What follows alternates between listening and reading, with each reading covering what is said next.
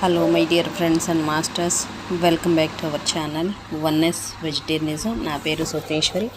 ముందుగా మనందరి గురువు అయిన డాక్టర్ బ్రహ్మర్షి పితామహపత్రి సార్కి నా యొక్క అనంతకోటి ఆత్మ ప్రణామాలు. సత్యలోకవాసులకి, దివ్యలోకవాసులకి, నక్షత్రలోకవాసులకి, ఏంజల్స్కి, మహోత్తర్ బాబాజీకి, బుద్ధ భగవానుడికి, రామ్తా మాస్టర్, మహా ఉపాధ్యాయుడు, మాస్టర్ టీచర్, ఇమోటల్ గురువైన తండ్రికి నా యొక్క అనంతకోటి ఆత్మ ప్రణామాలు. ఈ వర్తమాన క్షణంలో నా సమస్త విశ్వానికి, కాంతికి, భూమాతకి, పంచభూతాలకి, సమస్త మూగజీవులకి నా యొక్క స్వయాన్ని కూడా అనంతకోటి ఆత్మ ప్రణామాలు. మరి రోజులాగానే ఈరోజు కూడా మరింత జ్ఞానాన్ని, విజ్ఞానాన్ని షేర్ చేయడానికి మరి లక్ష్మీ మేడంకి వెల్కమ్ చేద్దాం. Madam welcome. Welcome to our session madam. Over to you madam. Lakshmi madam. Thank you madam. Thank you very much madam. నాకు జన్మనిచ్చిన నా తల్లిదండ్రులకి పాదాభివందనాలు, ఆత్మ ప్రణామాలు, కృతజ్ఞతలు. నాకు ప్రతిరోజు నా ఆకలి తీర్చి నాకు భోజనం పెడుతూ నాకు ఇస్తున్న వారందరికీ కూడా నా హృదయపూర్వకమైన ఆత్మ ప్రణామాలు, కృతజ్ఞతలు. విశ్వానికి కూడా నా ఆత్మ ప్రణామాలు, కృతజ్ఞతలు. బ్రహ్మర్షి పితామహపత్రి మాస్టర్ గారికి మరియు రామ్తా మాస్టర్ గారికి, నాకు ధ్యానాన్ని ప్రసాదించిన వంశీ కిరణ్ మాస్టర్ గారికి నా అనంతకోటి ఆత్మ ప్రణామాలు, కృతజ్ఞతలు. నాకు అవకాశం ఇచ్చిన స్వప్నేశ్వర మేడం గారికి, oneness vegetarianism the creator, the young lady guru Swapneshwar madam గారికి నా అనంతకోటి ఆత్మ ప్రణామాలు, కృతజ్ఞతలు. Thank you madam. Thank you very much. విశ్వంలోని ప్రస్తుత వర్తమాన క్షణానికి మరియు నా స్వయానికి కూడా, ఈ వర్తమాన క్షణంలోని సమస్త మూగజీవులకి, సమస్త ప్రాణకోటికి కూడా నా ఆత్మ ప్రణామాలు, కృతజ్ఞతలు. Thank you masters. Thank you. వీక్షిస్తున్న ప్రేక్షక దేవుళ్ళకి, వింటున్న వారికి అందరికీ కూడా అనంతకోటి ఆత్మ ప్రణామాలు, కృతజ్ఞతలు. మనం చదువుకునేది బుక్ మిల్లారేప కథ ధర్మ భిక్షు. అద్భుతమైన జ్ఞానాన్ని నా చేత పంచిస్తున్నందుకు, నా చేత చెప్పిస్తున్న రామ్తా గురువు గారికి, రామ్తా మాస్టర్ కి, తండ్రికి నా అనంతకోటి ఆత్మ ప్రణామాలు, కృతజ్ఞతలు. Thank you madam. Once again thank you very much. మీకు కూడా నా హృదయపూర్వకమైన ఆత్మ ప్రణామాలు, కృతజ్ఞతలు. కళ వరమైన వేళ. అవతల కొండపైకి నా మకం మారింది. నాలో ఆశ, నిరాశలు. ఆ కొండ మీద 2 నెలలు రక్తమోడ్చి 2 అంతస్తుల భవనం కట్టి నేల మట్టం చేశాను. నా చేతులతో ప్రాణం విలవిల్లాడింది. నా చేతులతో నేనే కూల్చివేశాను. ఏ ప్రమాదవశాత్తు కూలడం వేరు, పని కట్టుకొని కూల్చడం వేరు. నేను చిన్నాన్న కుటుంబానికి చేసిన నిర్వాకం.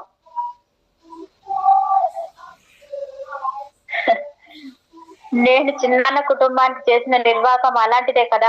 100 ఏళ్ల జీవితం కొన్ని నిమిషాల్లో భూస్థాపితం అయ్యింది. ఇది అంతే.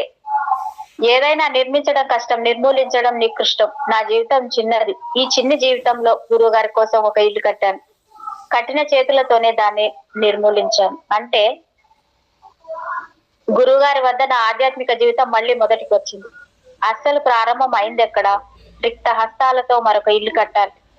శూన్య హృదయంలో ఆధ్యాత్మిక నింపుకోవాలి. గురు వాక్యంతు కర్తవ్యం. కొత్త భవనం కట్టవలసిన ప్రదేశంలో ఆంచనాలు వేశాను. అక్కడక్కడ చిన్న పెద్ద రాళ్ళున్నాయి, పెద్ద బండలు లేవు. అవతల కొండ పైన కూల్చిన ఇంటి రాళ్లు తెస్తే చాలు, పని త్వరగా అవుతుంది. ఇంకా చాలా కావాలి. నేల మీద ఒక చిన్న రాయి కాలు తగిలింది. దాన్ని కసి కొద్దీ లాగి తన్నాను. ఇంకా నాలో కసి, ద్వేషం పోలేదు. ఎంత ప్రయత్నించినా పోవటం లేదు. బొటన వేలికి రాయి తగిలి నొప్పి వేసింది. కసి కొద్దీ ఆ రాయిని చేతికి తీసుకొని బలం కొద్ది విసిరాను. రాయి విసిరిన కొద్ది క్షణాల్లో ఏదో శబ్దం అయింది. రాయి వెళ్లి ఒక కాకికి తగిలింది. అది కింద పడి విలవిలా కొట్టుకుంటుంది. నా కాలి బాధ నాది, కాకి బాధ కాకిది. నాది స్వయం కృతం, కాకిది పురాకృతం. నా వల్ల అది బాధపడుతుంది. వెళ్లి దాన్ని చేతిలోకి తీసుకొని ఓదార్చాను. ఏడవకు బుజ్జిముండా, నిన్ను ఉత్తనే కొట్టి గాయపరిచిన దుర్మార్గుణ్ణి నేను. బతికే హక్కు నాకెంత ఉందో దానికి అంతే ఉంటుంది కదా. నా కోపం దాని మీద చూపించడం తప్పు. మరి గురువుగారు తన కోపం నా మీద ఎందుకు చూపిస్తున్నారు? అది కోపం కాదా? దాన్ని ప్రేమ అభిమానం అనవచ్చా? నాకు ఒకరికి అపకారం చేసే శక్తి వద్దు కాక వద్దు. భగవంతుడా, ఆ శక్తి నుండి నన్ను తొలగించు. ఏ కొండ పైన ఒక బోధి చెట్టు ఉంది, ఈ కొండ పైన కూడా ఒక బోధి చెట్టు ఉంది, ఇంకా చాలా చెట్లు ఉన్నాయి. చిన్న అడవిలా ఉంది. అవతల కొండ మీద చెట్టు కంటే మరీ ఇంకా చిన్నది. చిన్న పెద్ద ఎందుకీ పోలిక? మార్పగారు బోధి పక్కన ఇల్లు కావాలంటారు. ఆయన నమ్మకం ఆయనది. చెట్టుకు 20 అడుగుల దూరంలో మొదటి రాయి పాతాను. ఒక్కసారి అలవాటైన పని. ఖాళీ అడుగులతో కొలతలు వేసి గబగబా పని ప్రారంభించాను. ఏమిటో అంత తొందర? చాలా పెద్ద ఇల్లు వచ్చేట్లుంది. నా మనసు ప్రశాంతమైంది. ఈ ఇల్లు మొదట కట్టిన దానికన్నా పెద్దది, గట్టిది. మొదటి రోజునే 4 గోడలు నిలువెత్తు లేచాయి. అదొక తృప్తి. తెల్లవారేసరికి మరి కాస్త ఓపిక వచ్చింది. ఆరోగ్యం కుదుట పడుతుంది. రెట్టించిన ఉత్సాహంతో పని చేయసాగాను. బండలు మోయడం వల్ల కండలు కరిగాయి. ఒళ్ళు నొప్పులు, చేతులు కాళ్ళు బండ బారుతున్నాయి. బండ పనిలో ఏకాంతం బాధ అనిపించడం లేదు. తినడానికి తాగడానికి పుష్కలంగా ఉన్నాయి. ఇప్పుడు తిండి ఎలా అనే ఆలోచన లేదు. కిందికి వెళ్లి అడుక్కోవాల్సిన అవసరమూ కలగలేదు. మనసు చురుకుగా పనిచేయటం వల్ల పని చురుకుగా సాగుతుంది. ఒక్కసారి ఒంటరితనం పిచ్చెక్కిస్తుంది. నా స్థితికి నేనే జాలి పడవలసి వస్తుంది. ఒకసారి బండలు మోస్తూ కింద పడ్డాను. మోకాలు దెబ్బ తగిలింది. బాధ ఓర్చుకోక తప్పదు. ఏడ్చి ప్రయోజనం లేదు. ముక్కినా మూలిగినా వినేవారు లేరు. నా వల్ల బాధలు పడ్డవాడి ఆర్తనాదాలు వినిపించాయి. ఇతరులకు అపకారం చేస్తే అది ఎప్పటికైనా తిరిగి మనల్ని తాకుతుంది, దెబ్బ కొడుతుంది. మనసు మన నుండి వేరైతే బాధ తెలియదు. బాధపడేది మనస్సు, శరీరం కాదు. బాధపడేది మనసు, శరీరం కాదు. శరీరం గాయపడుతుంది, జబ్బు పడుతుంది, మనసు బాధపడుతుంది. మనసుని శరీరం నుంచి వేరు చేస్తే బాధ ఉండదు. ఆత్మను వేరు చేస్తే మనసు బాధపడదు. అంటే ఆత్మ నా నుండి వేరు చేస్తే ఏ బాధ ఉండదు. చక్కని ఆలోచనలు వస్తున్నాయి. అవి సత్య ప్రమాణాలు. మేడం, ఇది ఒక్కసారి చెప్పరా? ఇప్పుడు మనసుకు బాధ తగిలితే మనసు నుంచి తీసేసి ఆత్మకి ఇస్తే అక్కడ మనసు బాధపడదు అంటే అక్కడ బాధ అనేది ఉండదా? మనసు తీసేసా. ఇప్పుడు ఇక్కడ ఏమంటుండంటే మనసు బాధపడితే శరీరం గాయపడింది కానీ మనసు బాధపడుతుంది. మరి మనసును కూడా తీసేస్తే అప్పుడు ఏముంటది? శరీరంకే ఉంటది నొప్పి. అంటే ఆత్మకి కూడా ఏమీ ఉండదు, ఇంకేముండదు కదా అంటున్నాడు ఆయన. ఆత్మస్థితిలో ఉంటే అది ఇప్పుడు అలాగే కదా, సాక్షిభూతంగా రమణ మహర్షి అలాగే కదా. ఆయనకి ఎంత పెద్ద అదే రాసుకుండు అంటారు కదా, అది వచ్చినప్పుడు ఆయన ఎలా ఉన్నాడు? మరి ఆయన కూడా మనలాగా దేహం ఉంది, మనసు ఉంది, అన్నీ ఉన్నాడు. ఎలా ఉన్నాడు ఆయన? దాన్ని తనిగా చూశాడు. అది నేను ఒకటిగా చూడాలి, దాన్ని తనిగా చూస్తూ సాక్షిగా ఉన్నాడు కదా. దాన్ని ఆ సాక్షిభూతకంగా నిల్చున్నాడు అనమాట చూస్తూ. ఇక్కడ అదే అంటున్నాడు, ఆత్మను వేరు చేస్తే మనసు బాధపడదు. అంటే ఆత్మ నా నుండి వేరు చేస్తే ఏ బాధ ఉండదు కదా. ఆత్మను వేరు చేయడం కాదు, అది అది శరీరము ఎంత నేనే అని చెప్పేసి శరీరము మనసు ప్రతి ఆలోచనకి అలాగే అక్కడ జరుగుతున్న చర్యకి నేను అని దానికి ఈ ఎరుకు లేకుండా నేను అని ఉంటూ ఆ బాధ పడుతూ కాకుండా ఆ బాధ నుంచి ఏదైతే అనిపిస్తున్న పెయిన్ కావచ్చు లేకపోతే ఏదైనా కావచ్చు దాని నుంచి ఒక సాక్షిగా ఓహో అవునా ఇలా ఉందా, ఆ ఉందంటే ఎక్కడి నుంచి వచ్చింది? అది ఆ ఇన్సిడెంట్ జరగడం వల్ల జరిగింది. అది ఎవరుది? నా దేహం. అది కానీ నేను దేహాన్న కాదు కదా, నేను ఆత్మని, కానీ నేను దేహంలో ఉన్నాను. అవును కదా, నేను దేహంలో ఉన్నాను కానీ దేహం నేను కాదు కదా. నేనంటే ఏంటి? నేనంటే ఆత్మను కదా.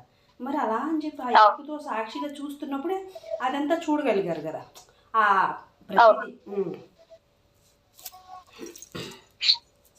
కరెక్ట్. అదే అంటున్నాడు, నాకు మనసుకు బాధ అవుతుంది, శరీరం దెబ్బతిన్నది, గాయపడింది. అంటే ఈ రెండింటిని కాదు అనుకుంటే అప్పుడు బాగుంటదా అనిపిస్తుంది అంటున్నాడు అతను.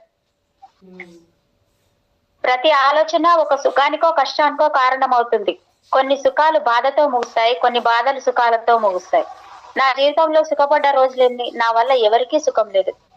జెసికి సుఖం లేదు, నా వరకు నాకు సుఖం లేదు. అంటే సుఖం అనే మాటకు అర్థం కనిపించడం లేదు. బాధలు ఆనందాలు కలిసే ఉంటాయి జీవితం పొడవునా. అది ఒకే చెట్టుకు రెండు కొమ్మలు. మాట్లాడేప్పుడు చెప్పాం కదా, అది అంత ఈజీగా అయితే అంత ఈజీగా వచ్చేసి దొరికిపోయే ఇదేం కాదు. ఎంతో దొరకదు మేడం, అంత తొందరగా దొరకదు. ఎంతో సాధన కావాలి, ఎంతో అది ఆ స్థితిలో ఉంటూ ఎరుకుతూ ఉండి ఆ స్థితిలో ఉండి సాధనలో ఉంటే తప్ప అది సాధ్యం కాదు కదా. ఏమంటారు? నన్ను నేను మేడం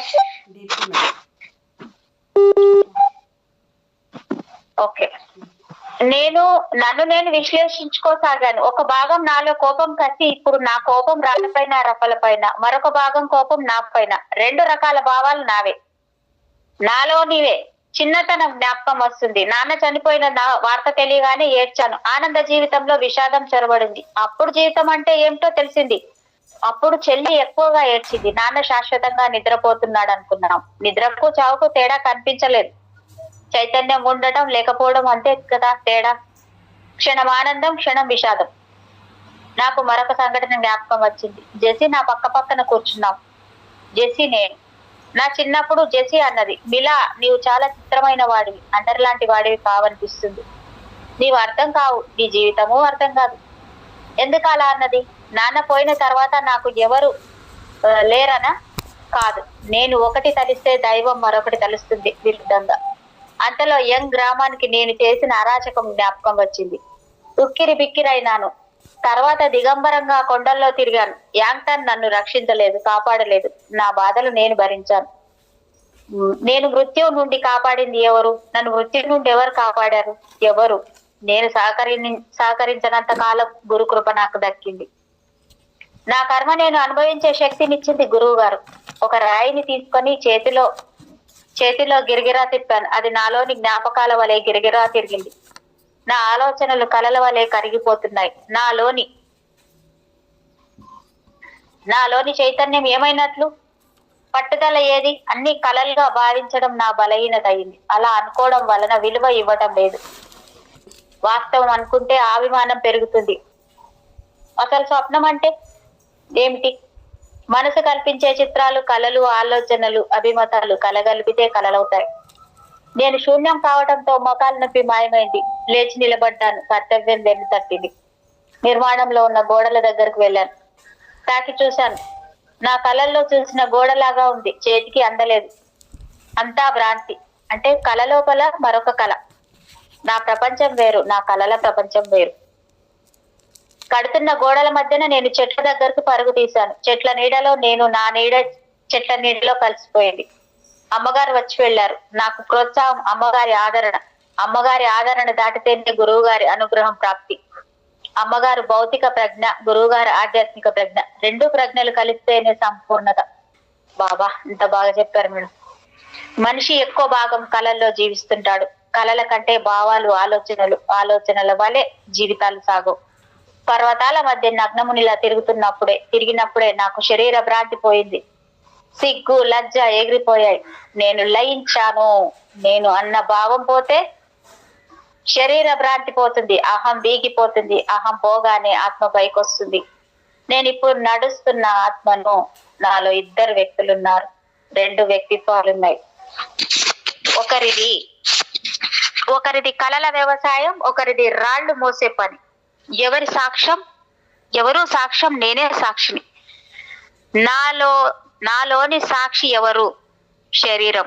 సాక్షి చూడదు, శరీరం చూడదు. మనసు సాక్షి కాదు. మనసు సమగ్రంగా చూడదు. అంతా గమనించగలిగింది కనిపించని ఆత్మ తను కనిపించకపోయినా అంతా చూస్తుంది. అదేగా ఆత్మ సాక్షి అంటే. దాని పేరు ఆత్మ అన్నది జేసి. లామా కటక మంచి విషయాలు చెబుతుంటాడు జెసికి. ఆమె నాకు చెప్పేది ఎప్పుడు పరిణామం చెందుతుందట. ఆత్మ అంటే ఏమిటి, పరిణామం అంటే ఏమో నాకు తెలీదు. జెసి జ్ఞాపకం రాగానే నవ్వు వచ్చింది. లామా కటక వద్ద చదువుకోవడానికి రమ్మంటే రాను పొమ్మని తిరస్కరించాను. ఎంతగా నొచ్చుకుందో.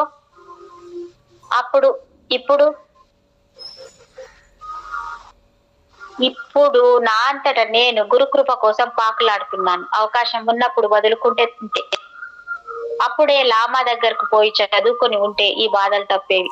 అంతలో మార్పా గారు వచ్చారు. ఇదే నా ఇల్లు కట్టే తీరు? ఆయన ఎప్పుడు కరుగ్గానే ఉంటారు. నేను తినడం తాగడం తప్ప వేరే పని చేయనట్లు నిష్ఠూరాలు. నా కాళ్ళు వణికాయి.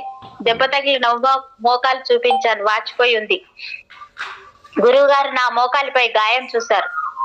నువ్వేం మాంత్రికుడివయ్యా, ఆ పాటి గాయం నయం చేసుకోలేకపోయావు? నీ మంత్రశక్తి ఏమైంది?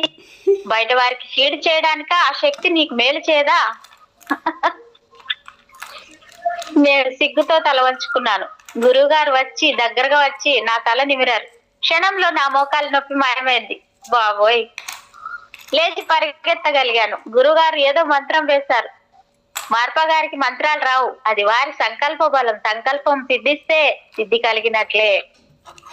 ఆ అబ్బాయి మీలా ఇతరులకు మంచి జరగాలని ఆశించడమే నాకు తెలిసిన విద్య. ద్వేషం లేకపోతే ప్రేమ కలుగుతుంది. ప్రేమకు మించిన తపశక్తి ఉండదు. నీవు అందరినీ ప్రేమించడం అలవాటు చేసుకో. అమ్మగారిని చూసి నేర్చుకోవాలయ్యా ప్రేమంటా ఎలా ఉంటుందో. గురువుగారి మాటలకు సమాధానం చెప్పకూడదని ఎప్పుడు నిర్ణయించుకున్నాను. గురువుగారి వైపు కోపంగా చూశాను. నేను కాకిని కాదు రాయితో కొట్టి చంపడానికి. నిన్ను నీవు తిట్టుకుంటూ చేసే పని కాదు, ప్రేమతో చెయ్యాలి. మేడం, ఏం చేయను, నా పరిస్థితి అది. ఆయన గారు నా వైపు నుండి ఆలోచిస్తే తెలుస్తుంది నా బాధ ఏంటో. ఈ గోడల్లో ప్రతి రాయిలో నీ ద్వేషం తొంగి చూస్తుంది. దీంట్లో మనుషులు ఉండరు, దయ్యాలుంటాయి.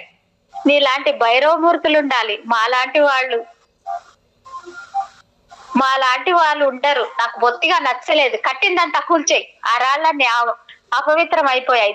ద్వేషాన్ని అయిష్టాన్ని పూనుకున్నాయి. నీ ప్రతి రాయి నీలా ఆలోచిస్తుంది. ఈ ఇంట్లో ఉండే వారికి అవే ద్వేషాలు వస్తాయి. ఇంకెలా కట్టారు గురూజీ, చెప్పండి, చేస్తాను. మీరు మాటలతో నన్ను చంపకండి. నేను మీ శిష్యుణ్ణి, మీకు బిడ్డలాంటి వాడిని. నన్ను అర్థం చేసుకో చాలు. అదే నీ వల్ల కావటం లేదు. మీ ప్రజ్ఞతో నన్ను మార్చండి గురూజీ. మీరు నా గురించి మంచిగా ఆలోచిస్తే నేను మంచిగా మారుతాను. మీరు ద్వేషిస్తే నాలో ద్వేషం పెరుగుతుంది. పిచ్చివాడా, నాకు ద్వేషమా? నేను ఎవరిని ద్వేషించను. ధర్మంలా జీవిస్తున్న వాడిని. నాకు ద్వేషమా? నవ్వారు గురువు గారు. వచ్చినప్పుడు ఏకై వచ్చావు, ఇప్పుడు మేకై కూర్చున్నావు. కొరకరాని కొయ్య. ఇల్లు కట్టడం ఊరికేనే కాదుగా, ప్రతిఫలం పొందుతావు పదింతలుగా. నాకు ఇల్లు ఉంది. నాకెందుకు ఇల్లు? అది నీకోసమే. అవును, మరొక ఇల్లు ఎందుకు? ఒక పురుషుడికి ఒక ఇల్లు, ఒక ఇల్లాలు చాలు. ఆ పిల్లవాడిని ఇబ్బంది పెట్టడం ఎందుకు? అతని పని ఏదో చేసి పంపొచ్చు కదా. అమ్మగారి జోక్యంతో అయ్యగారికి కోపం వచ్చింది. నీ సలహా అడగలేదు, రోర్మోయ్. నా విషయాల్లో తల దూర్చం. సర్లేండి, ఆ కుర్రవేదవని చంపకండి. అమ్మగారు వెళ్ళిపోయే వరకు కోపంగా ఉన్నారు గురుడు. ఈయన గారి మాటలు నమ్మవచ్చా? అమ్మగారిని చూస్తే అదో ఆనందం, తృప్తి. అయ్యగారిని చూస్తే భయం. పలకరించాలంటే భయం. ఎట్లా చావను? గురువు గారు అన్నారు. మిలారేపా, నువ్వు నా వాడివి. ఎప్పుడైనా ఇక్కడికి వస్తావని నాకు తెలుసు. నీది నాది ఎన్నో జన్మల బంధమయ్యా. నిన్ను వెతుక్కుంటూ మీ ఊరొచ్చాను. విందులో నిన్ను చూశాను, గుర్తించాను, పిలిపించుకున్నాను. నీకు షాంగ్ మార్గం చూపింది నేను. అప్పుడు నీ మనసు ద్వేషంతో నిండింది. అందుకే నిన్ను అప్పుడే పిలిపించుకోలేదు. దెబ్బ తిన్నాక తెలుసుకున్నావు. నా పిలుపు విన్నావు, పరిగెత్తుకొచ్చావు కదా. గురువు గారికి ఎంత దూరదృష్టి. జన్మ జన్మల అనుబంధం అంటే నన్ను రక్షిస్తూ ఉంది తనే. ఎంతటి వాత్సల్యం అసలు. చెప్తాను గురూజీ, నా మాట నిలబెట్టుకుంటాను. మీ మాట నిలబెట్టుకోవాలి అన్నాను. మీరు మీ మాట నిలబెట్టుకోవాలి అన్నాను. అది నా కర్తవ్యం మిలారేపా. నిన్ను వదులుకునే ప్రశ్నే లేదు.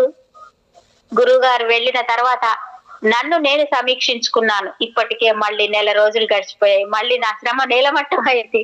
వెనుక గోడ అలాగే ఉంచి ఇల్లు కట్టేస్తే గురువు గారు తెలుసుకునే అవకాశం లేదు. అలా కట్టడం మొదలు పెట్టాను. 1 నెల రోజుల్లో చకచక పని పూర్తి చేశాను. మళ్ళీ వచ్చి కూలగొడతాడేమో.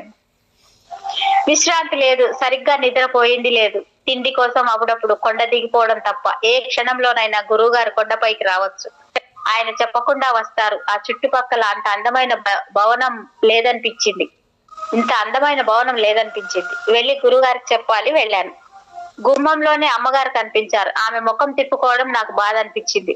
నా ముఖం చూడటం ఇష్టం లేదా? కారణం, అమ్మ ఎలాగైతేనే గురువు గారిని ఇల్లు పూర్తయింది. ఆమె చికాకు ఆమె చికాకుగా అన్నారు, గురువుగారు నిన్ను చూడరు. ఎందుకు చూడరు? తన మాట నిలబెట్టుకోవడం ధర్మం కాదా? నాకు మీ దాన ధర్మాధర్మాలు తెలియవయ్యా. గురువు గారు వచ్చి గుమ్మంలో నిలబడ్డారు. ఏమిట్రా కూస్తున్నావు, ఏం కావాలి నీకు? లేదు గురువు గారు, ఇల్లు పూర్తయింది, మీరు వచ్చి ఒకసారి చూస్తే. రాను పో. గురువుగారి వీపు మీద ఒక గుద్దు గుద్దలనిపించింది, పరిగెత్తుకుపోయాను.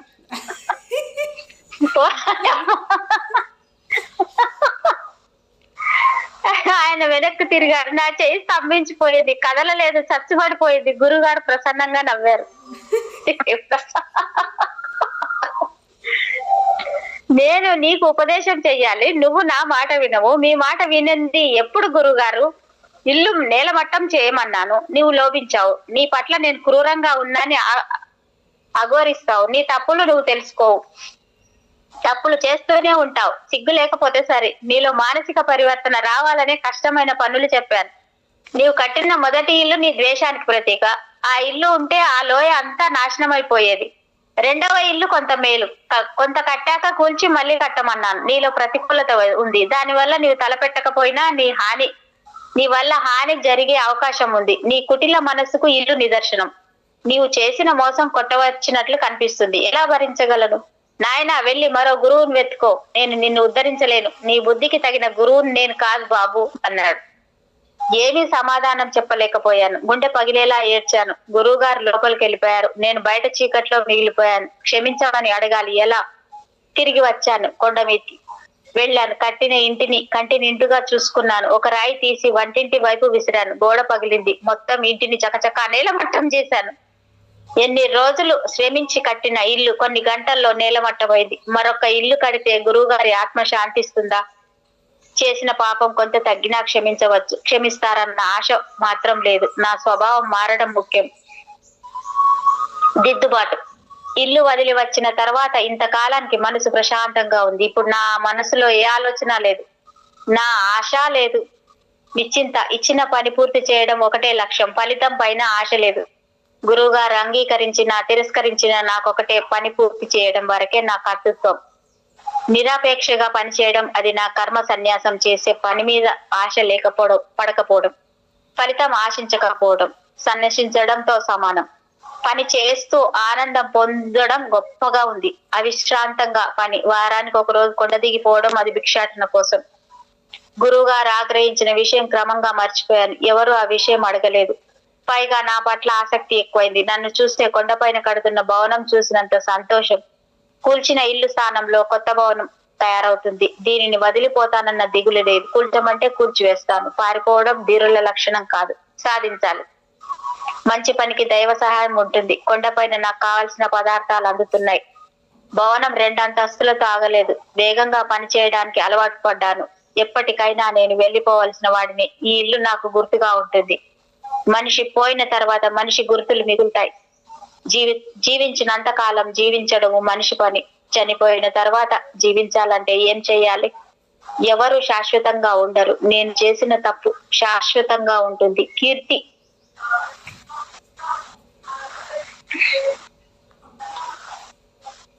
శాశ్వతంగా ఉంటుంది. కీర్తి శాశ్వతంగా ఉంటుందా? అది చెప్పలేవు. ఈ ఇంట్లో ఎవరైనా ఉంటారా? ఉంటే నన్ను తలుచుకుంటారా? ఎవరున్నా లేకపోయినా నాకేం సంబంధం? సంవత్సరం పట్టింది ఇల్లు కట్టడానికి. చివరికి అది మహాసౌధమైంది. 9 అంతస్తుల భవనం మాటలా బాబా? ఆ పరగణాకి అందం ఇస్తుంది. అది లామా మార్పా గారి గౌరవ చిహ్నంగా మిగిలితే చాలు. అదే 10,000. పని పూర్తయిన తర్వాత బోధి వృక్షం నీడన చేరి కడపారా బీరు తాగాను. మనశ్శాంతిగా ఉంది. కడుపు నిండుగా ఉంది. ఆనందం ముక్కిరి బిక్కిరి చేస్తుంది. నా మనస్థితి పూర్తిగా మారింది. నాకే ఆశ్చర్యం వేస్తుంది. నేను ఎలా మారగలిగాను? నేను ఎలా మారింది? నా లాంటి వాడు మారతాడా? ఈ మార్పు ఎలా వచ్చింది? ఎవరి వల్ల కలిగింది? గురువు గారి వల్ల. ఆయనే కారణం. నిర్వికారంగా చిదానందంగా ఉండగలిగాను. ఇక్కడికి వచ్చినప్పటికీ ఇప్పటికీ ఎంత మార్పు నాలో! రేపు నా స్థితి ఏమిటో చెప్పలేను. ఏదైనా గురువు గారి అనుగ్రహంతో వచ్చిన మార్పు మంచిదే. ఏది ఆశించకుండా స్వేచ్ఛగా జీవించడం, ఏ కష్టానికి శ్రమకు ఫలితం ఆశించకపోవడం చిత్రం కదూ. రేపేమవుతుందో తెలియదు. ఎక్కడ ఉంటానో ఎక్కడికి పోతానో తెలియదు. వెళ్ళక తప్పదు. జీవితం ఒక చోటనే ఆగిపోదు కదా. సమయం దగ్గర పడుతుంది. తట్టాబుట్టా సర్ది చివరి రోజు కోసం నిరీక్షిస్తున్నాను. పొడవైన గడ్డి మొక్కలు పీకి చీపురు కట్టి 9 అంతస్తుల శుభ్రం చేయసాగాను. నా నా మూట తీసుకెళ్లడానికి కిందకు దిగాను. ఎదురుగా గురువు గారు. భక్తితో వినయంగా నమస్కరించాను. మనసులో కల్మషం లేదు, శతభిషలు లేవు, శశభిషలు లేవు, స్వార్థము లేదు, అసలు ఏమీ లేని శూన్యంలో నేను. మంచి పని చేశావయ్యా మిలారేపా, నీ పనితనాన్ని అభినందిస్తున్నాను. గురువు గారు భవనం వైపు తృప్తిగా చూసుకున్నారు. నేను గురువు గారిని చూస్తున్నాను. గురువు గారిని చూసి సంవత్సరం అయ్యింది. మార్పా గారు నిదానంగా అన్నారు. పెద్దవాడి వయ్యావు మిలారేపా, కండపట్టావు, లావయ్యావు, నీలో పెద్దరికం వచ్చిందయ్యా. పెద్ద మనిషివి, నిజాయితీ పరువుడి అనిపించుకున్నావు. అమ్మయ్య, గురువు గారు మొదటిసారిగా నా నిజాయితీని గుర్తించారు. ఇప్పటికి నీకు ఉపదేశార్హత వచ్చింది. నీలో కల్మషాలన్నీ పోయాయి. నా దగ్గరకు వచ్చి నా భుజం మీద చేయి వేశారు. పద, ఇంటికి పోదాం, అమ్మగారు నీ కోసం ఎదురు చూస్తుంది. నీవు ప్రయోజకుడు అయితే మొదట సంతోషించేది అమ్మగారే తెలుసా. నీవు అభిమాన పుత్రుడివి తనకు, మరి మీకో అందామనిపించింది. అది తర్వాత, ఇప్పుడే కలలు కనకు. ఎంతో కాలానికి గురువు గారు మనసు విప్పి హృదయంతో మాట్లాడారు. మేము కలిసి కొన్ని గంటలే అయినట్టు ఉంది. సంవత్సర కాలం కరిగిపోయింది. ఏడాది వియోగం మా మధ్య. ఇప్పటికి నిజమైన యోగావిష్కారం జరగబోతుంది. యోగావిష్కరణకు ఆత్మశుద్ధి, ఆత్మ సంస్కారం అవసరం అని చెప్పకనే చెప్పారు. మేడం ఒక్కటి ఎంత బాగుంది ఈ పదం. యోగావిష్కరణకు ఆత్మశుద్ధి, ఆత్మ సంస్కారం అవసరం అని చెప్పకనే చెప్పారు గురువు గారు. నేను మహర్షి మార్పా గారి శిష్యుడిని కాబోతున్నాను. అంతకన్నా ఏం కావాలి? గురు స్పర్శ నన్ను, నా ఆత్మను పునీతం చేసి పరలోకాలకు ఆయత్తం చేసింది. గురువు గారి వెంట నేను మొదట వంటగదిలోకి వెళ్ళాము. వంటల మసాలా వాసనతో గుబాళిస్తున్నాయి. శిష్యులంతా కూర్చుని ఉన్నారు. అందరూ నాకన్నా పెద్దవారు. తీర్థ నాయుడువాడు. తీర్థతో చాలా విషయాలు చెప్పాలని ఉంది, కానీ ఇంత మధ్యలో సాధ్యం కాదు కదా. నాదర్ వచ్చి నా భుజం మీద చేయి వేసింది. ఆమె చూపుల్లో ఆత్మీయత, అర్థత ఉన్నాయి. తీర్థ వైపు చూశాను. అతను నా వైపు గుచ్చి గుచ్చి చూస్తున్నాడు. గురువు గారు వెళ్ళిన తన స్థానంలో కూర్చున్నారు. ఇంటి వద్ద గురువు గారు గృహమేది. గురువు గారితో కలిసి మొదటిసారి భోజనం చేస్తున్నాను. ఇది మిలారేపా విజయానికి అభినందన విందు. ఇంతకాలం తను మాంత్రికుడు, ఇప్పుడు మంచివాడు, యోగి అయినాడు. మీతో కలిసి ఉంటాడు, మీతో కలిసి చదువుకుంటాడు. నా ప్రియ శిష్యుడు, మీ అందరిలో చిన్నవాడు. తను 9 అంతస్తుల భవనం ఒంటి చేత్తో నిర్మించిన వాస్తు శిల్పి. అందరూ నవ్వారు. అదే ప్రశంస, అభినందన. తీర్థ నా వైపు చూస్తున్నాడు. అతనికి గురువు గారి మనస్సు తెలుసు. గురువు గారికి ఆప్తుడు, సన్నిహితుడు. అందరూ భోజనం చేస్తుండగా అమ్మగారు వచ్చి నా పక్కన కూర్చున్నారు. ఒక శిష్యుడు ప్రశ్నించారు. గురువు గారు కాదన్న తర్వాత మళ్ళీ ఇల్లు కట్టడానికి కారణం ఏమిటి? ఆ ప్రశ్న నాకు ఆశ్చర్యం కలిగించింది. నిజమే, గురువు గారు చిత్కరించిన తర్వాత నాకై నేను ఎందుకు పూనుకున్నట్లు ఆయన అడగలేదు. నేను గురువు గారి వైపు చూశాను. ఆయన కళ్ళు మూసుకొని ధ్యానం చేస్తున్నారు. ఎక్కడికి వెళ్లే అవకాశం లేదు. పడ్డ చోటే వెతుక్కోవాలి కదా. అంతేనా? గురువు గారికి ఒక ఇల్లు ఉంది కదా, మరొక ఇంటి అవసరం ఏముంది? అది నాకు తెలియదు. గురువు గారు ఎందుకు ఆదేశించారో నాకు తెలియదు. ఏదో బలమైన కారణం ఉండాలి. మరొకరి విమర్శ. అవును, ఉంది. పెద్ద గురుదక్షిణ ఇస్తే శిష్యుడు కావచ్చు కదా. అవును మిత్రమా, నాకు ఇష్టమైంది కట్టి ఇచ్చాను. అది నా వ్యక్తిగతం. అందులో నా ప్రయోజనము, స్వార్థము లేవు. నీవు మాంత్రికుడు కదా, ఏదైనా మంత్రం వేసావేమో. ఒకరు నా వైపు నిక్కి చూశారు. ఏం సమాధానం చెప్తానని. అవును, ఉంది. నేను ప్రత్యేకమని నిరూపించాలి కదా. నన్ను నా నుండి వేరు చెయ్యలేను కదా. నన్ను నేను గుర్తించగలిగాను. నా మొహంలో నరాలు కోపంతో ఉప్పొంగాయి. ఇక ఆపండి చర్చ. గురువు గారు కోపడ్డారు. అందరూ నోళ్లు మూసుకున్నారు. మిలారేపాను పిలిచింది నేను. తనను ఎవరు నిందించనవసరం లేదు. అర్హులైన వారికి తగిన గుర్తింపు రావటం మంచిది. మీ ఎవరి నోట ఒక్క మంచి మాట రాదా? తను ఎండనక వాననక సంవత్సరాల తరబడి కష్టపడ్డాడు. ఒక్కరికి సానుభూతి లేదు. పైగా నిష్ఠూరాలు. ఎందుకంత అసూయ? తీర్థకు మండిపోయింది. గురువు గారి అనుగ్రహం పొందడం నాకైతే సంతోషంగా ఉంది. ఎవరెన్ని విమర్శలు చేసినా నాకు పోయేది లేదు. నాకు కావాల్సింది గురు దీక్ష. గురువు గారి హృదయం అందరికీ తెలుసు. తర్వాత వచ్చి నన్ను కలుసుకో మిలారేప అని గురువు గారు తన గదికి వెళ్లారు. తీర్థ వెంటనే నా దగ్గరకు వచ్చి, రా బిలా, నా గదికి వెళ్దాం, వీళ్ళకి నీవంటే అసూయ, పిక్కు తింటారు, రా పోదాం, మేము చెప్పుకోవాల్సిన కబుర్లు చాలా ఉన్నాయి, ఆ అవకాశం కోసమే నేను చూస్తున్నాను. అసలు మేము ఒకరినొకరు కలిసి 7 సంవత్సరాలు అయింది. నేను ఈ రోజునే వచ్చాను విలా, ఏడాది అయింది ఉత్తర దేశ యాత్రలకు వెళ్ళి. ఇక్కడ ఈ ఏడాది కాలంలో ఏం జరిగిందో నాకు తెలియదు. నేను కొంత తంత్రం నేర్చుకుని వచ్చాలే అన్నాడు కన్నుగీటి. నేను మాట్లాడలేదు. తను నాకంటే చాలా పెద్ద ఆరిందాలా కనిపిస్తున్నాడు. మనిషిలో పెద్దరికం వచ్చింది. అతనికి ఆత్మవిశ్వాసం ఎక్కువ, ధైర్యం ఎక్కువ. తనే అన్నాడు, నా చిన్నప్పుడు తంత్రం అంటే గౌరవం అనుకునేవాడిని.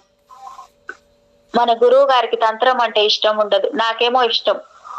అది క్షుద్ర విద్య అంటారు.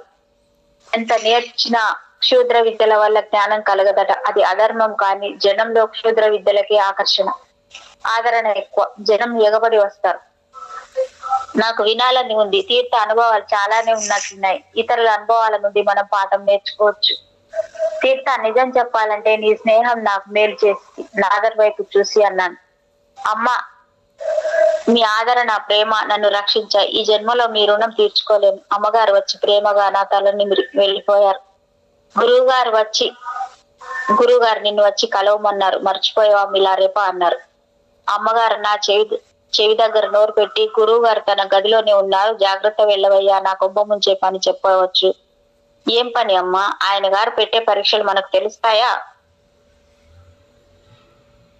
తీర్థ అన్నాడు, ఏం పర్వాలేదు మిలారేప, చెప్పిన పనులని చేస్తూనే ఉన్నావుగా, వెళ్ళిరా. కష్టమైన పనులు చేసి గురువు గారి మనసు జయించావుగా. నాదర్ దారి చూపింది. ఆ గదికి ఎప్పుడో ఒకసారి వెళ్ళిన జ్ఞాపకం. ఇల్లు కట్టే పరీక్ష పెట్టక ముందు మాట. అడుగులో అడుగు వేస్తూ వెళ్ళాను. గది వరకు వెళ్లి లోపలికి వెళ్ళడానికి తటపటాయించాను. కుర్చీలో నిండుగా యోగిరాజులా కూర్చుని ఉన్నారు. నన్ను చూడగానే, రావయ్య లామా, రా అన్నారు. లోపలికి వెళ్లి గురువు గారి ఎదురుగా నిలబడ్డాను భయంగా. కూర్చో మిలారే అన్నారు తన ఎదురుగా కుర్చీ చూపిస్తూ. కూర్చుని ఆయన వైపే చూస్తున్నాను. మొదట చూచినప్పుడు రైతు అనుకున్నాను. ఇప్పుడు అర్థం కాని మహాత్ముడు. ఆయన కళ్ళల్లోని శక్తి అమోఘం. ఆ చూపులో అనంతమైన ప్రేమ, వాత్సల్యం, కరుణకున్నాయి. నా జ్ఞానం అంతా నీకు ఇస్తానని మాట ఇచ్చాను. అంతా నీకు ఇచ్చేస్తే నేనేం కావాలి? నేనివ్వను. కానీ నీకు కావాల్సిందంతా నువ్వే తీసుకో. మీరు ఇవ్వనిదే నేను ఎలా తీర్చుకోగలను గురూజీ? ఏ గురువు శిష్యుడిని జ్ఞానం ఇమ్మని ఉన్న అజ్ఞానం తొలగిస్తాడు? ఏ గురువు ఏ శిష్యుడికి జ్ఞానం ఇవ్వడు, ఉన్న అజ్ఞానం తొలగిస్తాడు. అటకల మీద జ్ఞానరాశులు కుప్పలు తెప్పలుగా ఉన్నాయి. అది బౌద్ధ విజ్ఞాన సర్వస్వం. నీకు కావలసినవి తీసుకో, చదువుకో. అర్థం కాని అడుగు, చెబుతా. అప్పుడు నీ జ్ఞానం నీ సొంతం అవుతుంది. నీకు గ్రాహ్యం కాని విషయాలు ధ్యానంలో తెలుసుకో. జ్ఞానులైన వారంతా సమాధిలో జ్ఞానం సంపాదించుకున్న వారేనయ్యా. నాకు చాలా ఆనందం వేసింది. నా చిరకాల వాంఛ నెరవేరబోతుంది. ఒక్క క్షణం ఆగి గురువు గారు అన్నారు, ముందుగా నువ్వుగా నాకు ఒక బహుమానం ఇయ్యాలయ్యా. చేయి చాచారు. అంటే చేతిలో ఈమిడెంత చిన్నదన్నమాట. భవనాలు కాదు, నజరారణాలు కావు. నా దగ్గర ఏముంది ఇవ్వడానికి? ఫకీర్ని. ఉన్నదంతా పోయింది. అమ్మగారు ముందే హెచ్చరించారు. గురువు గారు తలకేస్తే మొలకేస్తారు, మొలకేస్తే తలకేస్తారని. గొప్ప లౌక్యం గల గురుడు. నా దగ్గర ఏం లేదు గురూజీ అన్నాను బిక్కబోతూ చేతులు చూపించి. అయితే నీ దారి నువ్వు చూసుకోవాల్సిందే. గురుదక్షిణ ఇవ్వనిదే ఉపదేశం చేయకూడదు. శాస్త్రం ఒప్పదు, సంప్రదాయం అంగీకరించదయ్యా. అన్యాయం గురూజీ అన్నాను. న్యాయమో అన్యాయమో నాకు తెలియదు. నీవు మాంత్రికుడివి, బేతాల విద్యలు నేర్చిన వాడివి. అలా గాలిలో సృష్టించుపోని అంత అయోమయంగా ఉంది. నాకు ఏమిటి మెలిక? చివరలో గురుదక్షిణలు, బహుమతులు తనకు నచ్చనివి డబ్బుతో జ్ఞానం కొనలేదని కోప్పడతారు. నా విషయంలో ఇదేం పేచి? 2 సంవత్సరాల శ్రమదానం చేశాను. ఇప్పుడు ఇంకా ఏదో కావాలంటే ఎక్కడి నుంచి తేగలను? అబ్బాయి, నేను హిందూ దేశం వెళ్ళి ఎంత డబ్బు ఖర్చు చేశానో తెలుసా? గురువులను ప్రసన్నం చేసుకోవాలంటే భారీగా బహుమానాలు ఇయ్యాలయ్యా. వాళ్ళ వద్ద అన్న శిష్యులైన వారు ఇవ్వడం మానకూడదు. వాళ్ళ వద్దన్నా కూడా ఇవ్వాలంట. అది అంతే. గురువులు చేతితో పుచ్చుకోరు. శిష్యులు చేతికి ఇవ్వకూడదు. పాదాల వద్ద ఉంచి నమస్కరించాలి. అది భారతదేశంలో ఆచారం. ఈ విషయంలో నాకు చాలా అనుభవం ఉంది. మీకు బహుమానం ఏమి ఇవ్వాలంటారు గురూజీ? గురుదక్షిణలో కూడా ఇచ్చేసాను కదా. ఏదైనా విలువైంది ఒకటి ఇవ్వవయ్యా చాలు. నేను బిక్కమొహం వేసుకొని గురువు గారి కళ్ళలోకి చూశాను. ఆయన నవ్వారు. అంతలోనే గంభీరంగా మారి, ఏదో తృణమో పణమో రాయో రప్పో ఇవ్వవయ్యా అన్నారు. అర్థం కాలేదు. మరొక జలక్ ఇచ్చారు.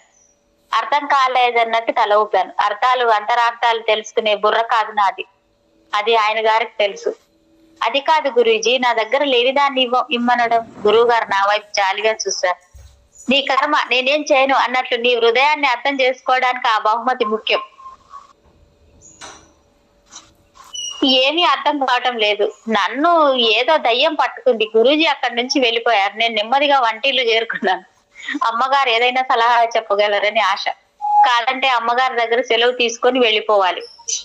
ఏదో మార్గం లేదు. అమ్మగారు నా కోసమే చూస్తున్నారు. రా నాయన మిలారేపా అన్నది. ఆ పిలిపే అమృతం నాకు. ఆయన ఏ గొంతమ్మ కోరికలు కోరాడయ్యా, ఏడుపు మొహం పెట్టుకున్నావు?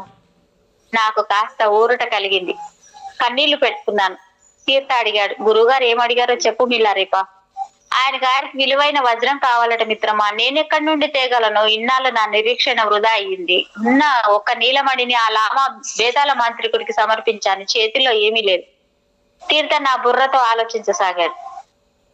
ఇట్లా రా మిలా అని అమ్మగారు తన గదికి తీసుకెళ్లారు. గోడలోంచి ఒక రాయి తొలగించి లోపల చిన్న బరిణ తీశారు. అందులో దగదగా మెరుస్తున్న వజ్ర ఉంగరం. ఇందా తీసుకోవయ్యా, ఇది చాలా ఖరీదైన వజ్రం. దీని విలువ కట్టడం మీ గురువుగారి వల్ల కాదులే, అమూల్యం. దీనిని గురువుగారికి గురుదక్షిణగా ఇవ్వు, సంతోషిస్తారు.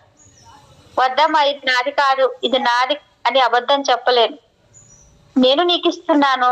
ఇప్పుడు ఇది నీ సొంతము. దాని మీద నీ పేరు ఉండదు. ఎవరి దగ్గర ఉంటే అది వారిదే అవుతుంది. పిచ్చివాడా? తీర్థ కల్పించుకొని అన్నాడు. అమ్మా, గురువుగారికి మోసం చేయడం కాదా? గురువుగారిని మోసం చేయడం పాపం. తీర్థకు ఆ పద్ధతి నచ్చలేదు. మరో మార్గం లేదయ్యా, నా మాట విను, వెళ్ళు త్వరగా. ఎక్కడిదని అడిగితే ఏం చెప్పనమ్మా, మీదేనని చెప్పు. మాట్లాడకుండా తీసుకుంటాడు, వెళ్ళు. అయిష్టంగానే తీర్థ వైపు చూశాను. తను నా వైపు చూసి తలదించాడు. వెళ్ళాను గురువు గారి గదికి. గురువుగారు ఉన్ని శాల్వా కప్పుకొని ఉన్నారు. మళ్ళీ మళ్ళీ వచ్చావు అన్నారు నా వైపు తిరిగి చూడకుండా. నా చేతులు వణికాయి. వణికే చేతులతో వజ్రం వారి కాళ్ళ దగ్గర పెట్టాను. ఎక్కడ తస్కరించావు? బాణం లాంటి ప్రశ్న సంధించారు నా పైన. అబద్ధం చెప్పలేక అమ్మగారు ఇచ్చారన్నాను. గురువు గారికి అబద్ధం చెప్పడం నీచం, ఘోర పాపం కదా. తీసుకొని చేతితో అటు ఇటు తిప్పి నాదర్ అని గాండ్రించినట్లు కేక వేశారు.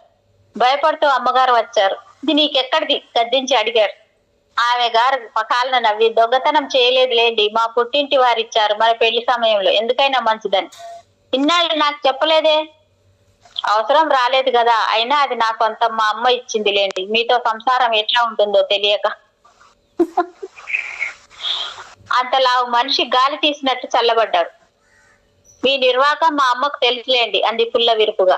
నువ్వు నాదానివి, ఆ వజ్రం నాది, దాని మీద అధికారం నాది కూడా ఉంది. ఆశ అదే కుదరదు, అది నా సొంతం.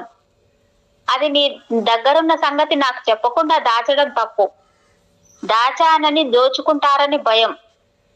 దాచినవి దోచుకుంటారని భయం. చెప్పానుగా, అది నాది, మీది కాదు. మీకు దానిపై హక్కు లేదు, అధికారము లేదు. అనవసరంగా నా వల్ల గురువుగారు అమ్మగారు దెబ్బలాడుకోవడం నాకు ఇష్టం లేదు. ఆయన నెమ్మదిగా వజ్రం తన జేబులో వేసుకున్నారు.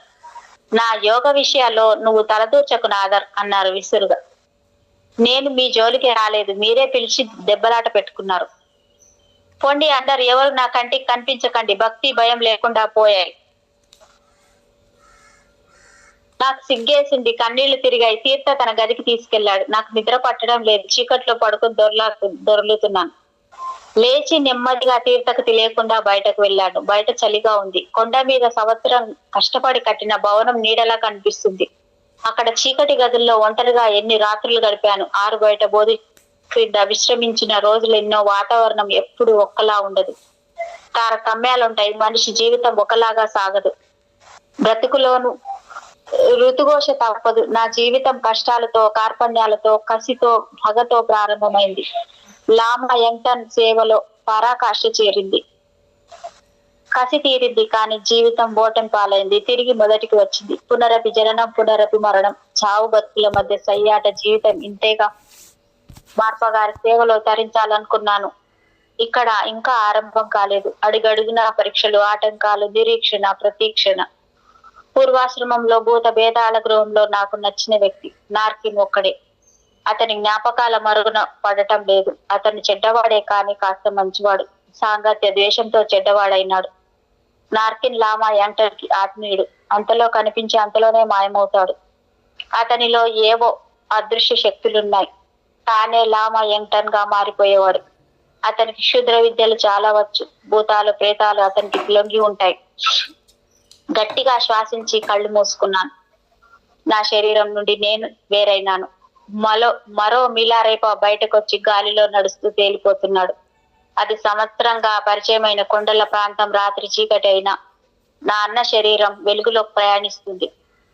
ఆత్మకి చీకటి వెలుగుల భేదం ఉండదు. నేను భౌతికంగా చచ్చిపోయిన భావన నా సూక్ష్మ శరీరం పయనిస్తుంది. నేను నిజంగా చచ్చిపోలేదు. నా సూక్ష్మ శరీరం భౌతిక శరీరం నుండి వేరైంది. అది నా స్థితి. మా అమ్మ గురుదక్షిణ కోసం ఇచ్చిన నీలమణి, మార్ప గారింట గురుపత్ని ఇచ్చిన వజ్రం ఒకే పరిణామంలో ఉన్నాయి.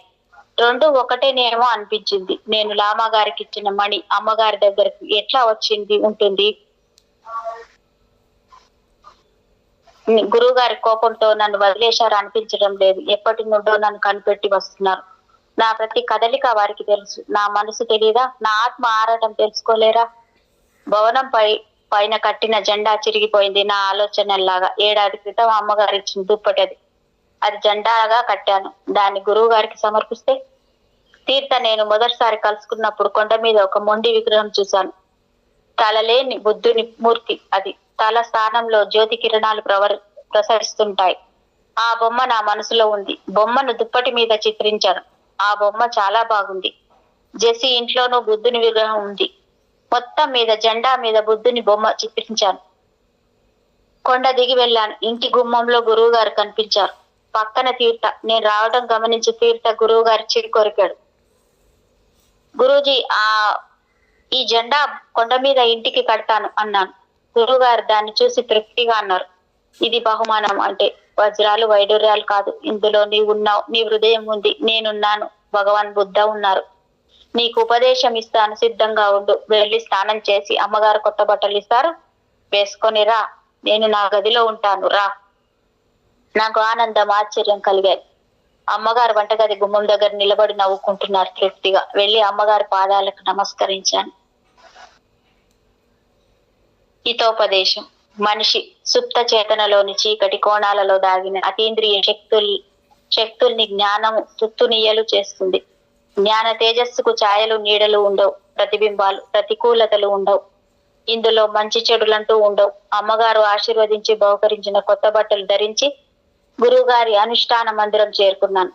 అక్కడ అంతా కొత్త కొత్తగా ఉంది. ఉద్వేగంతో ఉత్కంఠకు గురయ్యాను. మహాగురువు నాకు ఉపదేశం చేయబోతున్నారు. ఇది నాకు పునర్జన్మ, అపూర్వ సంఘటన. ఒక్క క్షణంలో నా గత జీవితం మొత్తం మనసులో మెదిలింది. మంచి రోజులు వచ్చినట్లే. ఎంత తిరిగాను, ఎంత చేశాను, ఎన్ని చేదు అనుభవాలు. ఈ క్షణం కోసం జన్మ జన్మలుగా నిరీక్షించాను. ఎందరూ చిల్లర గురువుల్ని సేవించాను. నాకు మొదటి గురువు జెసి, నా ప్రేయసి, నాలో ఆధ్యాత్మిక తృష్ణ కలిగించింది. రెండవ గురువు నాదర్, మార్పా గారి సతీమణి. జేసీ నాకు ప్రేమ దేవత. నాదర్ మాతృ సమాన. ఆమె గురుపత్ని, కన్న తల్లి, కన్నా మిన్న. యవ్వనంలో ప్రేయసిగా ఉన్న జేసీ ఒక స్త్రీ శక్తి స్వరూపిణి జేసీ. నాదర్ ఇద్దరు నాలో ఆధ్యాత్మిక కలిగించిన వారే. ఉపదేశానికి బాటలు వేసిన వారే.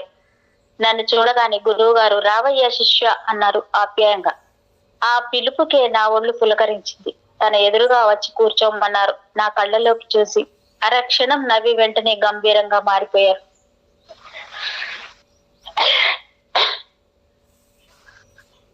నీవు అడిగావో లేదో,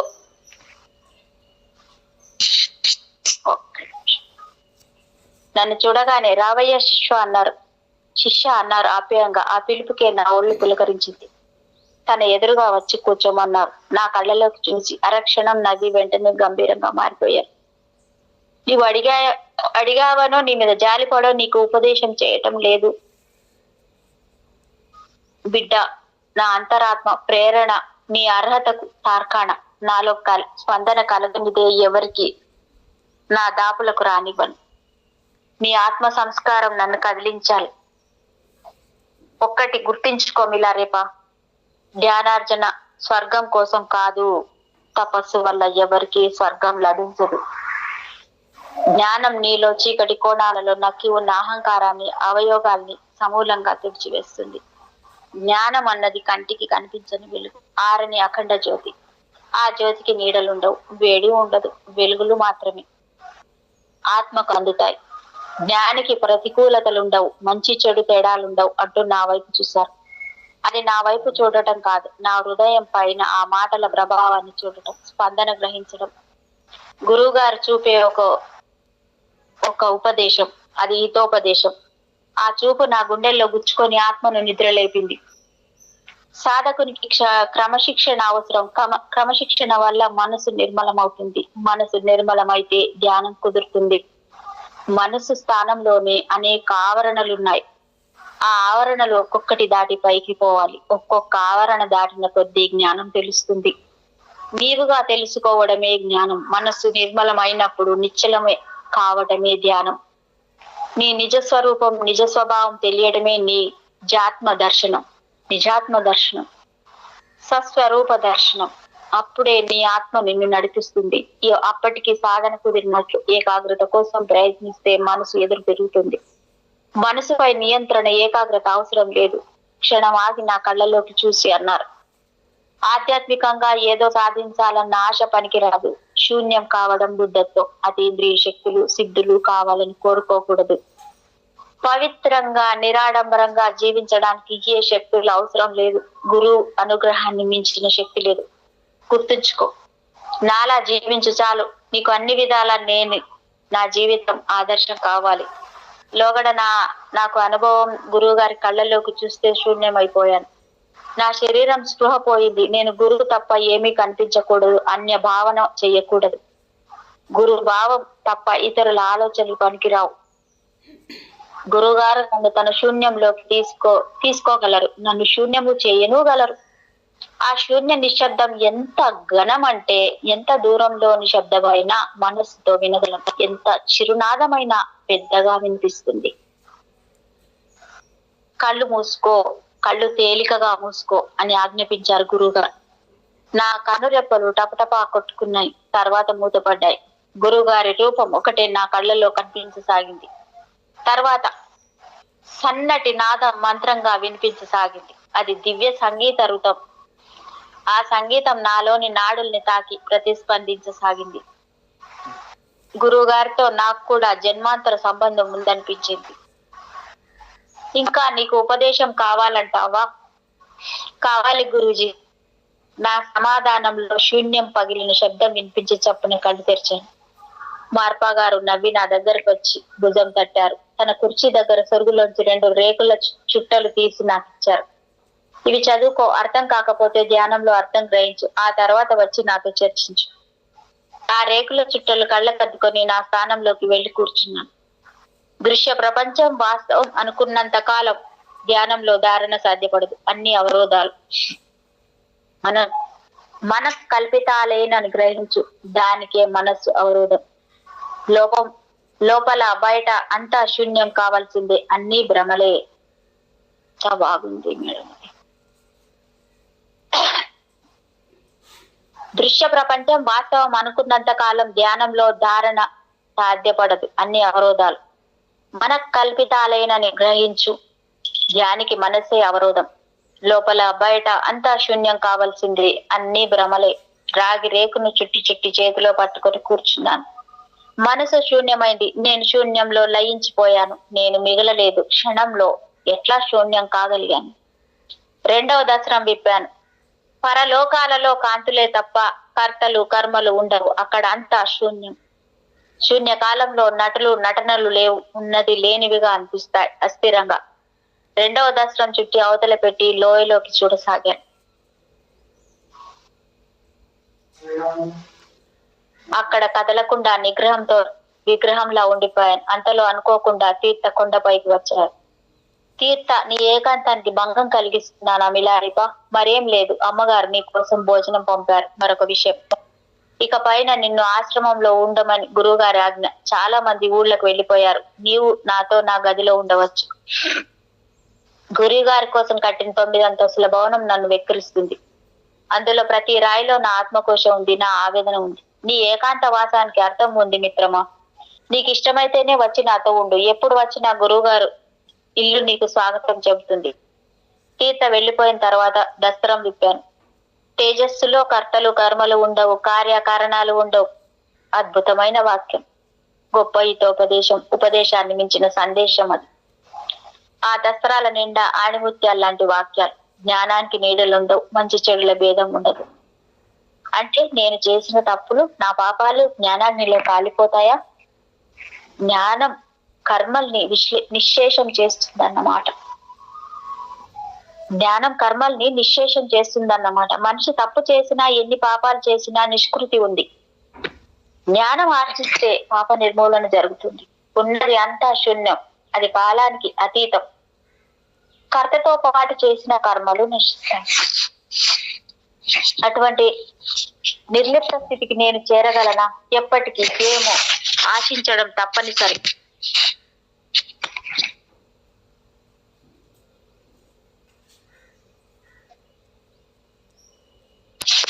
అటువంటి నిర్లిప్త స్థితికి నేను చేరుకోగలనా? ఎప్పటికైనా ఏమో, ఆశించడం తప్పు కాదు కదా. అన్ని గజిబిజి ఆలోచనలు, మనసు చికాకుగా ఉంది. ఆలోచనలకు పొందన లేదు, అంతా వైరుధ్యం. ఆ సూక్తిలో ఏదో తప్పు దొరికింది. కాదు, నాకు అర్థం కాలేదు. అర్థం కాని రహస్యం ఏదో ఉంది. సూత్రాలలో తప్పులుండవు. వాస్తవ ప్రపంచం దృశ్యం, కానీ దృశ్య ప్రపంచం వాస్తవం కాదట. వాస్తవ ప్రపంచం దృశ్యం, కానీ దృశ్య ప్రపంచం వాస్తవం కాదు. ధ్యానంలో ఏం తెలుస్తుంది? వాస్తవాన్ని మించిన సత్యం మరొకటి ఉంది. అది తెలుస్తుందా? గతం నన్ను బెదిరిస్తుంది, నన్ను కల్లోలపరుస్తుంది. నాలో తర్కం వితర్కం.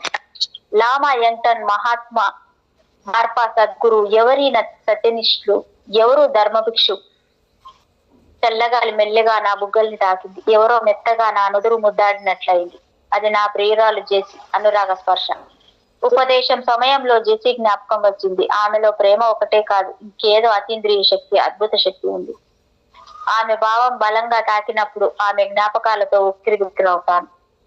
తన జ్ఞాపకం వస్తుంది. ఆ శక్తి నాకు ఉత్సాహం ఇస్తుంది, స్ఫూర్తినిస్తుంది. అదృష్టం అదే శ్రీశక్తి, అదే పరాశక్తి. భౌతిక సుఖాన్ని మించిన ఆత్మానందం కలిగించే జీవన్. ఆమె నా జీవితానికి ఆలంబనం. ఆమె నా ఆత్మకు ప్రత్యేగాత్మ, నా తపనకు మూలం. తన స్పర్శ ఆమె నా జీవికకు ఆధారం. నేను ఆమెకు కావాలి, ఆమె నాకు కావాలి. ఒకటి పురుష సూక్తం, రెండవది స్త్రీ సూక్తం.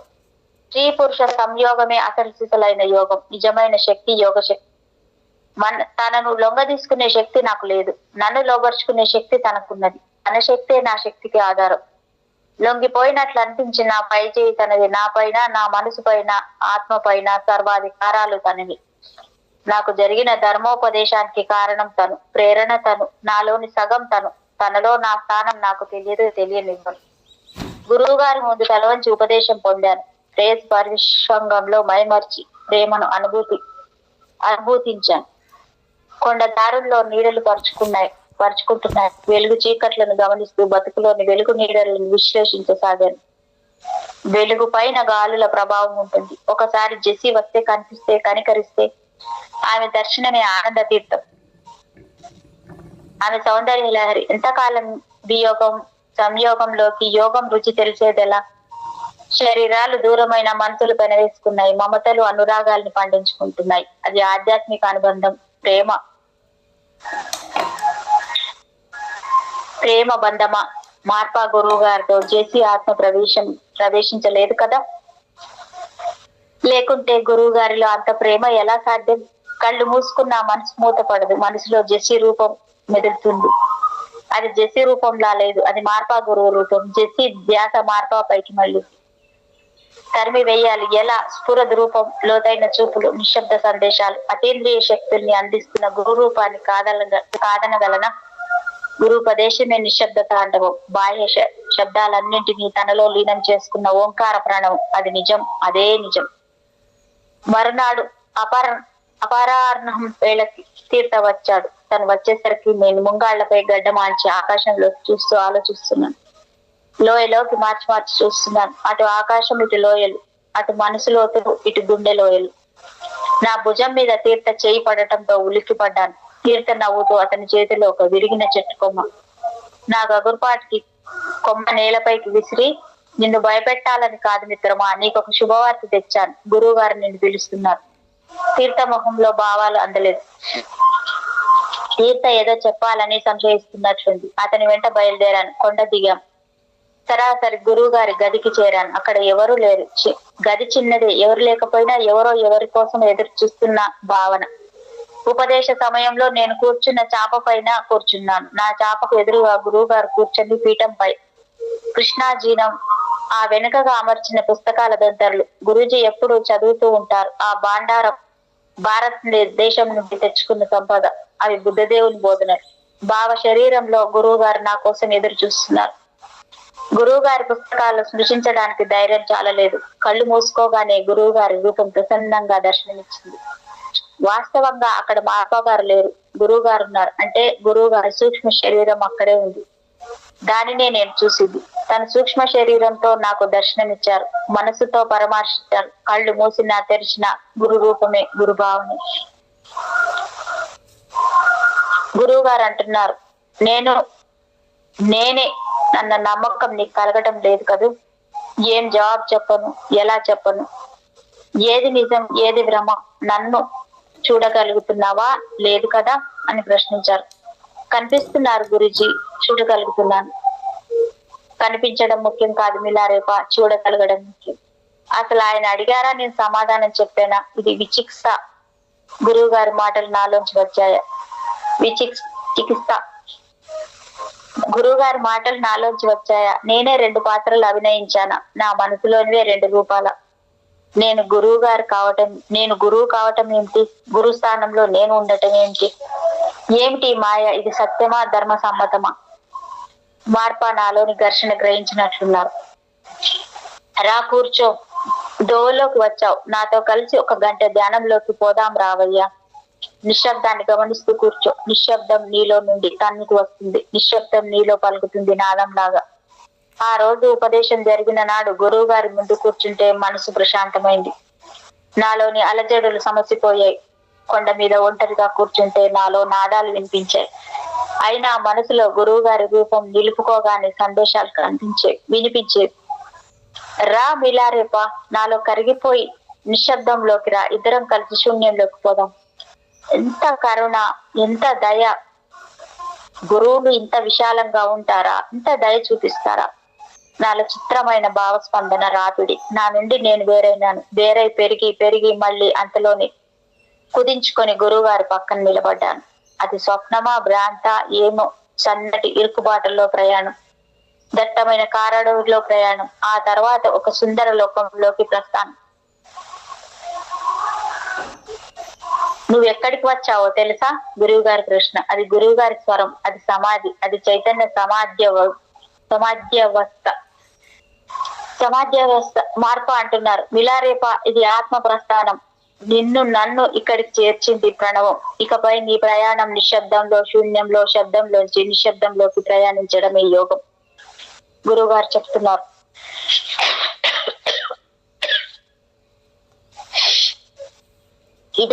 అదే బాట, ఇదే మార్గం.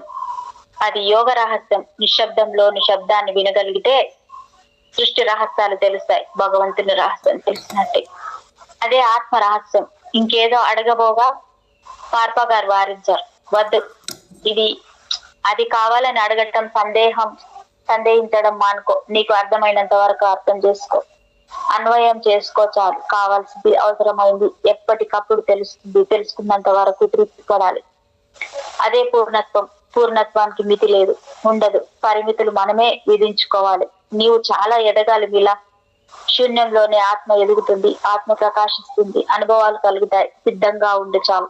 మరొక్కసారి కూర్చుందాం.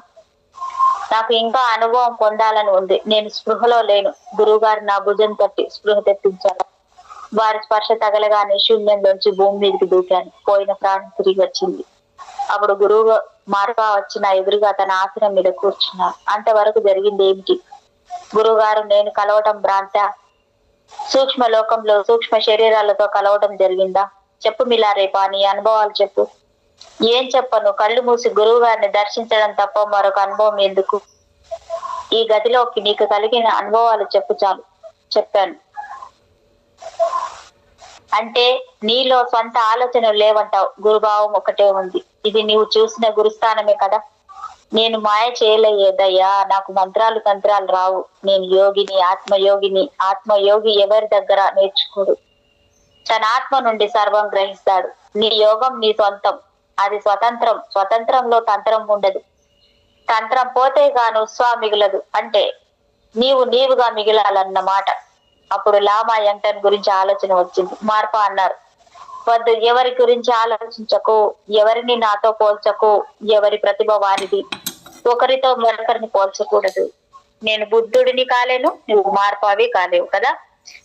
నీవు నీవే, నేను నేనే. అయినా ఇద్దరం బుద్ధుని అంశతో జన్మించిన వాళ్ళం. బోధిసత్తులం. జ్ఞాపకం ఉంచుకో.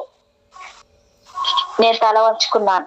నీ సిద్ధాంతం ప్రకారం జీవించడం అంటే కల కనడం లేదు గురూజీ. ఏడాది క్రితం వరకు అంటే ఇక్కడికి వచ్చే వరకు జీవితం అంటే ఒక కళ లాంటిది అనే భ్రమలో ఉన్నాను. ఒక ఏడాది పర్వత జీవనం తర్వాత జీవితం ఘనమని, కళ స్వాప్నికం అనే అభిప్రాయం ఏర్పడింది.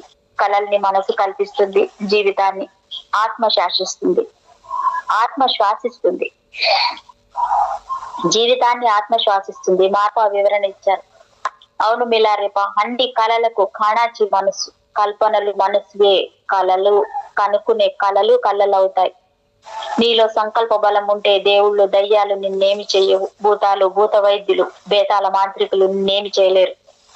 ప్రతి మనిషికి తన జీవితాన్ని చక్కదిద్దుకునే శక్తి ఉంటుంది. నేర్పు ఉండకపోవచ్చు. నేర్పు అనుభవాల నుండి నేర్చుకుంటారు. గురువులు నేర్పుతారు. యోగ సాధన వల్ల, తపస్సు వల్ల ఆ శక్తి 1000 రెట్లు పెరుగుతుంది. ఆ శక్తి 1000 రెట్లు పెరుగుతుంది. ఇచ్ఛాశక్తి జ్ఞానశక్తిగా మారుతుంది. అదే ఆత్మజ్ఞానం, అదే యోగ శక్తి, అదే అతీంద్రియ శక్తి. మీ వద్ద ఉన్న గ్రంథాలు చదవాలని ఉంది, కానీ చదివే తాహతు లేదు. Yes madam. ఉందా మేడం? అయిపోయిందా? అయిపోయింది. కొంచెం ఉంది, కొన్ని లైన్స్. పోని నన్ను చదివితే ఆ పుస్తకాలన్నీ చదివినట్లే. పుస్తకాలు చదవటం వల్ల మనసు చైతన్యం పొందుతుంది. ధ్యానం వల్ల మనోనేత్రం తెరుచుకుంటుంది. నీవు ఆ పని చేయగలవని నాకు తెలుసు. నీవు సంకల్పం చేస్తే ఎన్ని గ్రంథాలైనా చదవగలవు. చదవకుండానే ఆ గ్రంథాల విజ్ఞానం పొందుతావు. అది ధ్యాన రహస్యం మిలారేపా. మీరు ఏది చేయమంటే అది చేస్తాను గురూజీ. సరే, రేపు తీర్థతో కలిసి ఒక పంచి గ్రామం వెళ్ళి అమ్మగారు ఏ వస్తువులు తెమ్మంటున్నారో వెళ్ళి రండి అన్నట్లు అక్కడ మన ఆశ్రమం ఒకటి ఉంది. వెళ్ళి 4 రోజులు ఉండి దాని బాగోగులు విచారించండి. మనిషికి అనుభవం, ఆనందం, అనుభూతి 3 కావాలయ్యా. మనిషికి అనుభవం, ఆనందం, అనుభూతి 3 కావాలయ్యా మిలారేపా. సరే, మళ్ళీ రేపు కలుసుకుంటాం madam. Thank you madam. Thank you madam. Thank you so much. మీకు నా యొక్క హృదయపూర్వకమైన కృతజ్ఞతలు. Thank you madam. Thank you so much. Thank you.